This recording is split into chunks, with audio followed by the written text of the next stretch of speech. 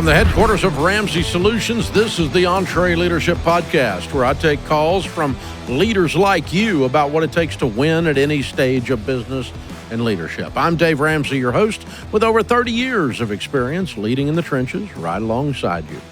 If you want to submit a question, go to EntreLeadership.com/ask, or you can leave a voicemail, and either way, we'll get you set up to be a caller here. Voicemail number is 844-944-1070. That's 844-944-1070. Kaylee is in Portland, Oregon. Hi, Kaylee. How are you? Hi, I'm good. Thank you so much for taking my call. Sure. What's up? So I own a small, low-volume dog grooming salon. I have 3 full-time employees and 1 part-time, and last year we did $422,000 in sales. My question is there a certain percentage, like just a general rule, that I should be aiming for my payroll to be at, given that I'm solely service-based with no retail, any other income sources? No, that would change from industry to industry. What you should be looking for is a return on investment. Obviously, in other words, you've got to make more per groomer that you hire than that groomer costs you. So if you put someone out to do grooming, did you say it's mobile? No, it's a salon. It's in the salon. Okay, so if you put someone in a bay, so to speak, and you set that bay up with equipment and you put them in there and you pay them, the cost of that equipment plus the cost of that payroll, then what's the grooming income versus my cost, right? As if it is a little individual standalone business. Got it. Okay. And then that you want to look at that, and obviously you've got to make a return on that because you can't lose 25 cents a watermelon and get a bigger truck, right? We got to, we've got to make money each time we add that. And the good news with that particular position, and sometimes in business, there's two types of positions we hire for. Ones that directly ROI and others that indirectly ROI.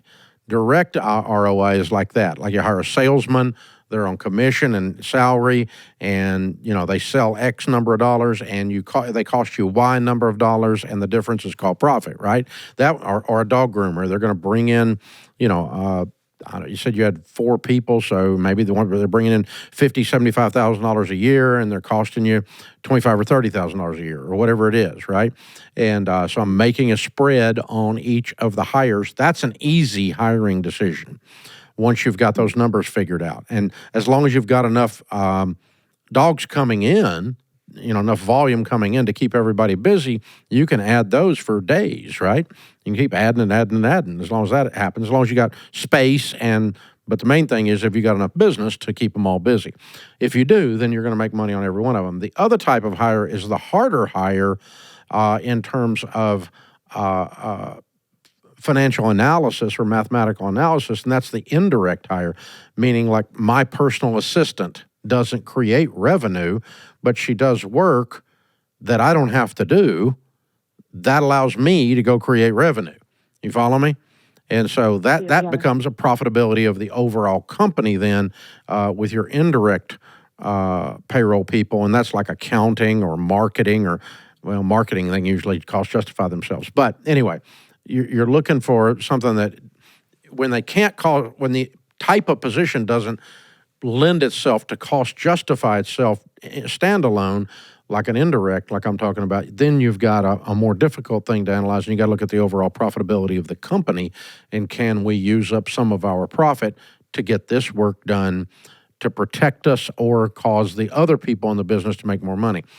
An easy example of that for you might be if you paid someone to be the booker and they book all these appointments for the dogs to come in. They don't actually make the money. The groomer actually makes you the money. But the booker, without the booker, the groomer's not as busy and not as efficient, so they do end up indirectly paying for themselves. You follow me? Right, yeah.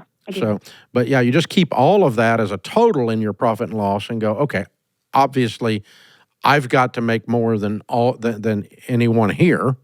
I own the place. I'm the one taking all the risk. And on top of that, I've got to get this work done, and I've got to take a chance and scale this. So you scale it as fast as you have business to keep the clippers clipping, and the booker's booking, and then you put on top of that. But there's not an actual ratio. It's because some businesses are going to be more labor intensive, payroll intensive than others. And so you might have a very small payroll. Another thing you could do to measure it is we look around here, we look at our revenue per team member. So I got 1,100 team members, approximately $300 million in revenue. So I'm looking at that ratio per team member. What is our revenue? And our revenue per team member, because we've got a lot of analog traditional businesses as well as digital businesses, is not that great. Our revenue per team member is not wonderful compared to other, like a pure digital business.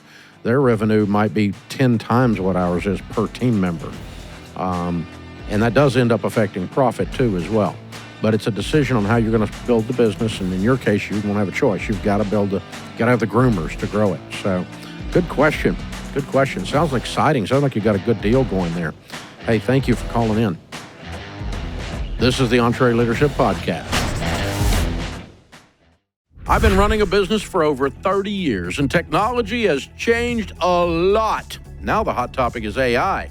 And I understand it might be intimidating, but like a lot of other tech that took some getting used to, AI is just a tool to help us work faster and smarter. So you'd better get on board, otherwise you're going to get left behind. NetSuite by Oracle offers AI-powered tools that help small businesses improve efficiency and make smarter decisions by bringing all major business processes into one platform. With one unified business management suite, there's one source of truth for the real-time data you need to take advantage of opportunities. Then you can forecast better, scale more efficiently, and streamline manual tasks that take too many resources away from what your business actually does.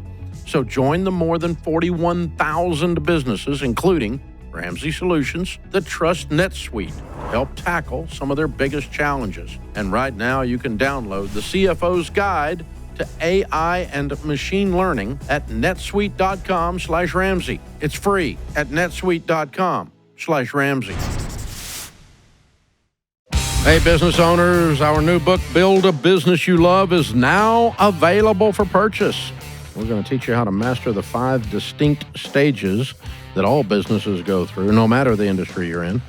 It's the same proven system we use to build Ramsey Solutions, from a card table in my living room to a $300 million company. In each chapter, I go stage by stage and break down the unique challenges you're going to face, the tactical steps to overcome them, and what you do to want to level up and move on to the next stage. When you finish reading, you're going to have a proven plan that takes the guesswork out of growing your business. In a sense, it's baby steps for small business. Build a Business You Love is the essential guide for a business owner. Go to EntreLeadership.com/grow, and you can get yours ordered, or you can always click in the show notes, get it going as well. Dusty's in Topeka, Kansas. Hey, Dusty, what's up? Hey, thanks for taking your time today, Dave. I'm looking to define the role of controller or CFO in my business, and properly vet the applicant. I've got a excavating company. We focus on infrastructure, primarily a subcontractor on road construction projects. I do about $2 million top line. I make 8 employees, and my mother's been kicking around retiring as bookkeeper, and that's what's spurred this call. Gotcha. Okay, you probably need a controller at this stage. My first CFO came in at probably $10 million and probably 50 team members, give or take. It's not necessarily an exact measure of when you need one, but the differentiation between the two, in my mind, as in a small business setting, is the controller basically is the person who controls, obviously the word, meaning they're going to control the team and the cash flow and the checks according to what you tell them to do. So you say, do this, and they do it. Okay, so they make you, obviously your mom's doing the books. That means she's paying the bills, she's collecting the receivables, and she's managing the strain between payables and receivables, right? That's correct. Yeah, and so the controller is going to do that plus some. They will be a notch above a bookkeeper They simply pay payables, collect receivables. That's all a bookkeeper does. And the controller should be able to generate your P&L. They should be able to produce that for you internally. And they should, more than anything, since you put a set of rules in place, you and the controller discuss them, that this is how I want payables done, when I want them done, and this is how I want receivables handled, and this is how other financial decisions I'm going to make, and I'll tell you what we did, and then you're going to go do them. CFO sits beside you, and they're a part of the leadership team, and they're going to give you advice, and they're going to raise their hand and speak up and say, hey, Dusty, you're not being very sophisticated on this. You need to get a little, our company's behind. We need to get our crap together on this. My CFO not long ago said our accounting system is outdated. We need to upgrade our accounting system. I didn't come to him and say that. He came to me and said that. And here's the suggestion of the top. Here's the two I've vetted, and here's the one I think we ought to go with. And we went with that one, okay? And that's when we put NetSuite in here that we advertise for. But they're, been a good partner with the accounting system that we brought in. But that was a CFO leadership executive team member, not only brought me a problem that I didn't frankly know was there or wasn't worried about, but he also brought me the solution. The controller might bring you a problem, but you're going to provide the solution. But otherwise, they're just going to execute what you say. Their job is to get work done. The CFO's job is to get above the work and be thinking about where we're going, how we're billing, how we're setting up these contracts. Because in your world, you can get in a cash flow bind if your general contractor doesn't pay his bills on time. That's correct. And so CFO is going to get above that and go, hey, Dusty, when we start meeting with these guys before we take the job, we don't need to take another job from this guy who doesn't pay his bills unless we reset with him and, we reset the terms to where we get paid early, which might be called on time for some people. And so, you know what I'm saying? You got to and you do all that now. If you've got a general contractor misbehaving or a government job and the stuff's delayed, you're the one over there kicking the accounting folks on the government side going, hey, I need my check. I'm a small business guy. You're starving me to death. You're the one doing that now, right? Yep. Yeah, and so your CFO would step more into those roles, and then you would work on the rest of the business, and he or she would, you'd sit down with them, weekly, bi-weekly, whatever, and go over what's going on for an hour. But right now, you're doing a whole lot of CFO functions yourself, and you probably still should be at $2 million. Right. Now, I know I have a ton of bad habits, and I probably don't. It's probably a tip of the iceberg for what I know about versus don't know about. Should I consider a fractional CFO to get through some of that before? No, I think you get a strong controller and a high-paid controller, and they're going to start taking the first. If there's 10 layers of things CFOs take, they could take layer 1, maybe even layer 1.5. Meanwhile, do everything your mom was doing better than she was doing it. Okay. And I think that's going to be fine at $2 million. But they need to start producing and putting on your desk once a month a full books close of the P&L of what we made last month and what we made year to date and what we made the last rolling 12 and that kind of stuff. If you're not getting that on your desk now, a controller needs to be producing that. A bookkeeper ought to be producing that. But usually with what you're describing, you're probably not getting that, but maybe quarterly or something. Very difficult. You gotta know your numbers, and your numbers got to land on your desk once a month. Books closed on time, and if not early.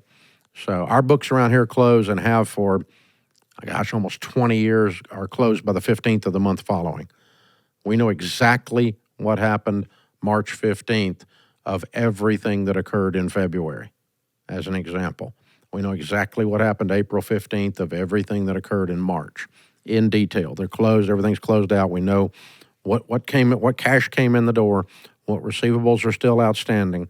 We know exactly where we stand on all that. And all of us know it because you can all look at it on a handful of pieces of paper, a handful of computer screens, and we'll get right there. But if I'm in your shoes, Dusty, I think a strong controller that maybe they have aspirations of becoming a young CFO later.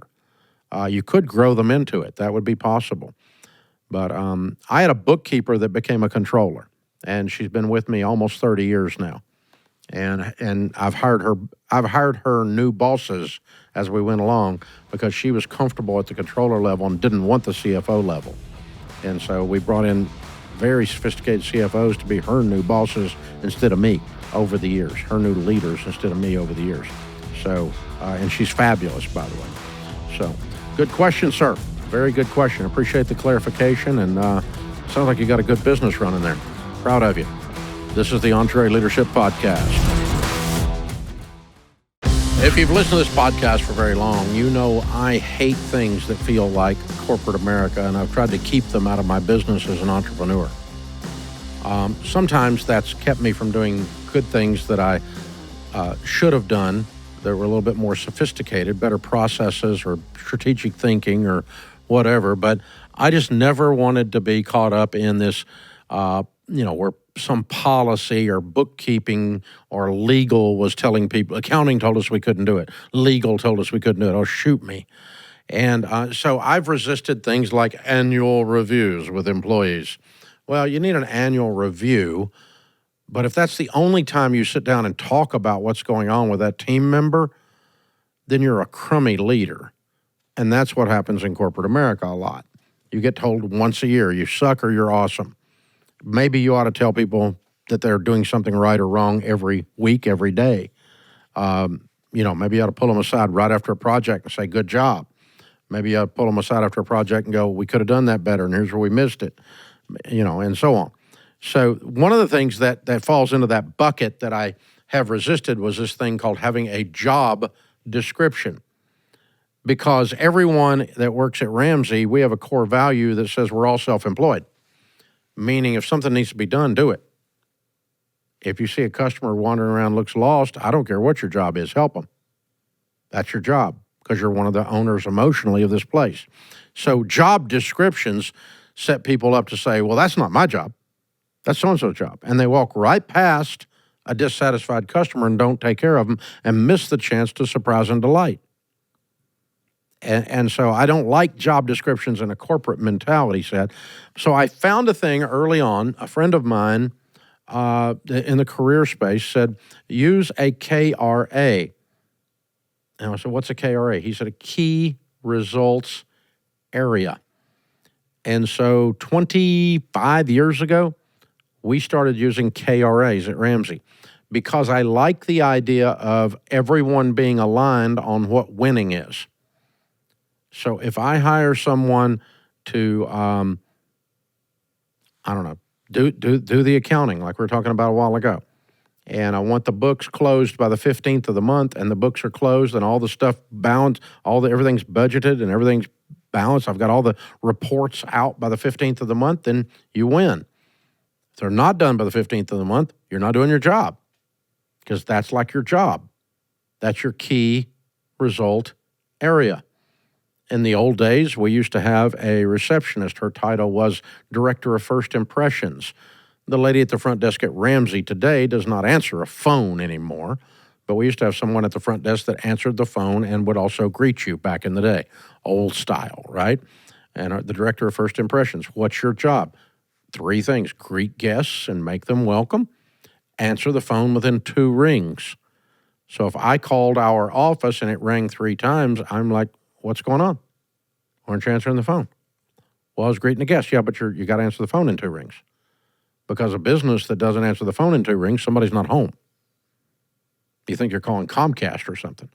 You're going to put on hold, talk to somebody in India, right? I mean, no, 2 rings. We said 2 rings. Hello.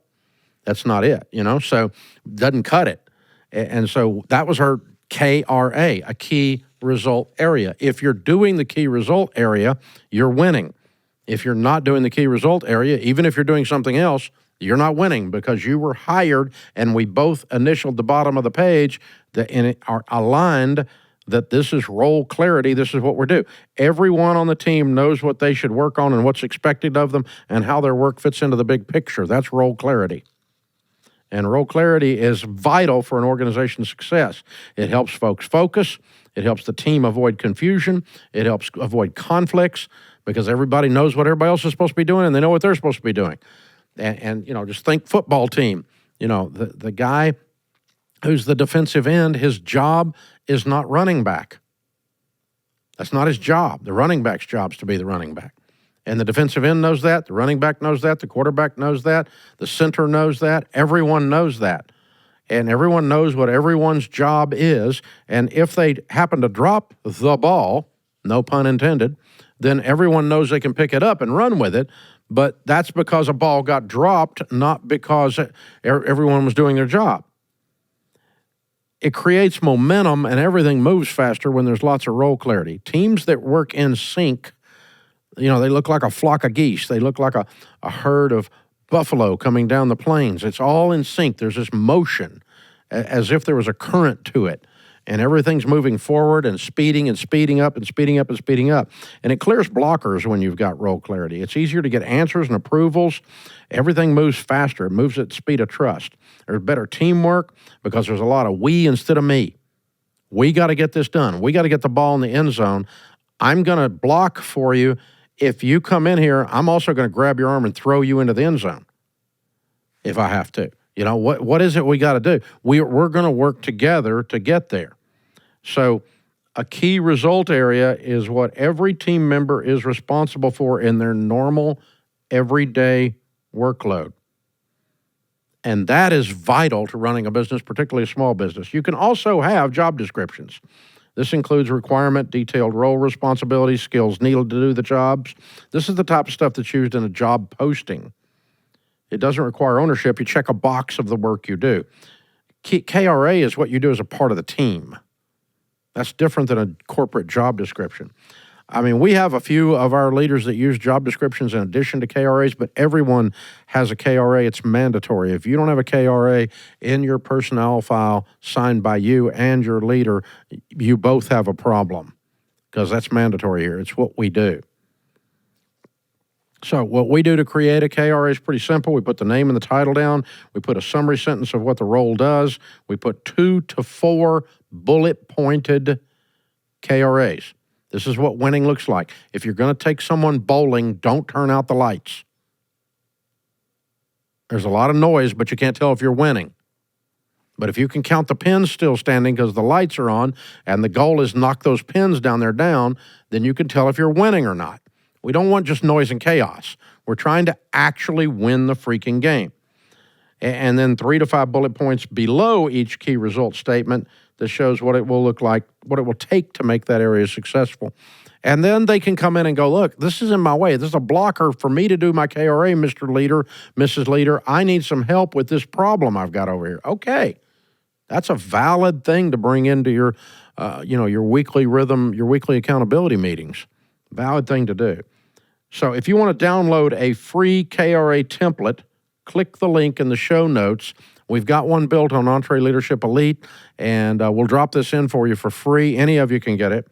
Your free KRA template on how to build out these KRAs. And I'm telling you, until you guys all get this written down, you're not aligned. You think you're aligned, but you're not aligned.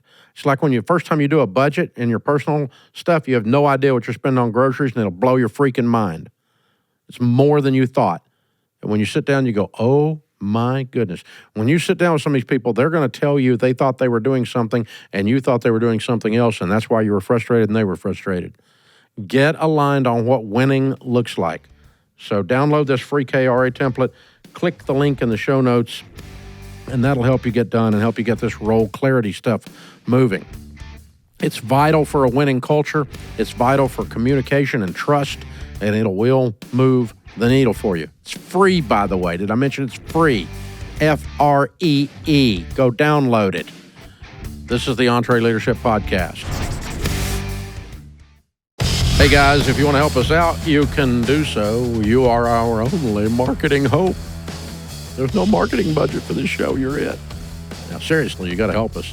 And a bunch of you have. We appreciate you because you're spreading the word on the show. We know that because the numbers are growing like a hockey stick up and to the right. Thank you.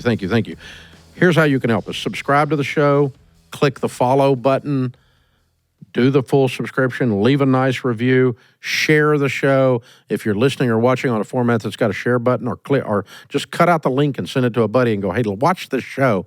Listen to this show. It's helping me with my small business. If it's not helping you, don't do it. But if you're listening and you regularly listen, help me. Help us spread the word on this. We appreciate you. So click follow, subscribe, leave a five-star review, share the show, push the buttons, make the stuff happen. We appreciate you. Arash is with us in Nashville. Hey, Arash, what's up? Dave, how's it going? Better than I deserve. How can I help? Hey, bud, I had a very unique question that I've always kind of struggled with, and everyone that I consider a mentor is they give me good answers on it, but I kind of dabble back and forth with how I should proceed. Well, to start off, I'm in the car business. I have a few locations that we sell cars out of in the Nashville area and the surrounding cities. Our yearly revenue last year was $15 million. We have about 40 employees across all the locations. And my main question was, how do I prioritize giving to our nonprofits and our charities versus how do I allocate those funds to future growth? Okay. I do virtually zero giving at the office. Mm-hmm. I take the profits home, and for years I just did our giving from home out of my personal funds. Mm-hmm. Because by then it's changed names. It's not my business money anymore. So if I need to leave money in the business to grow, then the more of that I do, the less I take home. Agreed? Yeah, the idea of need to leave in the business is my question mark. The idea of what? Say again? He said I need to leave the money in the business. Yeah, the money you're gonna grow the business with, it has to stay in the business, obviously. But everything, all my giving is done from home. Nowadays, it comes home, and then I put it into a family foundation that we formed about 12 or 14 years ago, and the foundation does all the Ramsey family giving. But Ramsey Solutions writes almost zero charity checks. Very close. I mean, I consider them the same thing. It's my business. I'm the sole owner there, and so whatever the business profits is my profit. Yeah, and then you take those home and give from those. So the only question is, how much do you want to take home versus how much do you want to grow with? And that may change from season to season. You may have an opportunity to buy out a dealership in the area, and so you want to leave a bunch in the business and may lower your giving that year, or lower your take home that you can give from that year, and because you're gonna use it to grow by acquisition in that case. But another year, you may just be making bank, and we don't have a lot of cash needs other than our normal retained earnings, and so we're going to send it home, and when it gets home, I'm going to donate to ministries and donate some other things. In our case, the only thing we do give is stuff in like kind. Now, we give away a lot of books. We give away a lot of Financial Peace University. We give away a certain amount of high school curriculum. But that's stuff from within the business, and that simply lowers the profits in that area when we're doing that. But that's different than a cash donation to a homeless shelter or a food bank or whatever you're going to donate to. But that kind of stuff all comes from home or from, in our case, the Family Foundation. Now, in your case, you might say, all right, we're going to give away a car every so often. We find a car that we might not want to put on our lot, but it's a solid, cheaper used car that we might run through the auction. Instead, I'm going to find a single mom through the local church and give it to her. You might do some of that. That in your case, that'd be like me giving away books or me giving away Financial Peace University or something like that here. But you don't have to do a lot of that. But I mean, you're going to run upon some deals occasionally, obviously, that'd be easy for you to make good, efficient use of your giving that way. But in general, I take it home and I give it from home. And what gets home is dependent upon how much cash need we have in the business. So some years our cash need, we don't have a lot of growth things. We've got our normal, we put a set percentage of our profits every single month into retained earnings just to keep retained earnings growing. That's not growth money. Then in addition to that, if we say, all right, we're going to go buy something or we're going to expand, so we need to budget for that, we'll build a pile of cash up in addition to our normal retained earnings to grow the business in a separate pocket. Whatever's left after either one or both of those comes out, goes in my personal pocket. That money is where we do our traditional giving from, and it will change from year to year based on the cash needs of the business and just based on how we feel led to give to these ministries. Does that make any sense? It does. I might be thinking like I've gone into business to make money, but not for myself, right? Like you always say to eat rice and beans. I'm happy with rice and beans. I don't care if I eat something fancy or just something simple. And I think we're completely blessed in this country. Agreed. But the reason we went into business is because I can do a lot with what I've been given here. Yeah. And I want to, in turn, give that away to somebody who can't. And usually it's and so, but you can only give away profits. Right. And so take your profits home. And if you want to live on rice and beans and give a big chunk of it away, you can still live out that same philosophy. Yeah. It's the exact same math. And it does not break your philosophy at all. It just means that a higher percentage of what you take home goes to generosity maybe than some other folks because you're going to keep your lifestyle low so you can have a higher generosity. I got you. Yeah, so I mean that's a cool idea. I mean, I love the way you're looking at this is that I've got the ability to make money to give it, and that's awesome, and to help others. That's a good thing. And so I encourage wealthy people all the time, and that includes good small business owners like you doing 15 million top line, to do three things with money, and you decide the ratio of the three things. You should always invest money, you should always give money, and you should always enjoy money. And it could be a small percentage of enjoyment. It doesn't take much for you. A larger percentage to generosity and a smaller for investing. That's fine. But you ought to be always keeping all three of those muscles being built. Otherwise, they'll atrophy. And I love that your driving force is your generosity. And that's your reason for getting up in the morning. Well done. I like it, I like it, I like it. That's a good thing. Nothing wrong with that at all. Good job, Arash. Thanks for calling in, man. I love what you're doing. Good stuff, guys. Good stuff. Hey, remember, better a weary warrior than a quivering critic. This world needs more high-quality leaders, so take courage and lead. I'm Dave Ramsey, your host. Thanks for listening to the EntreLeadership Podcast.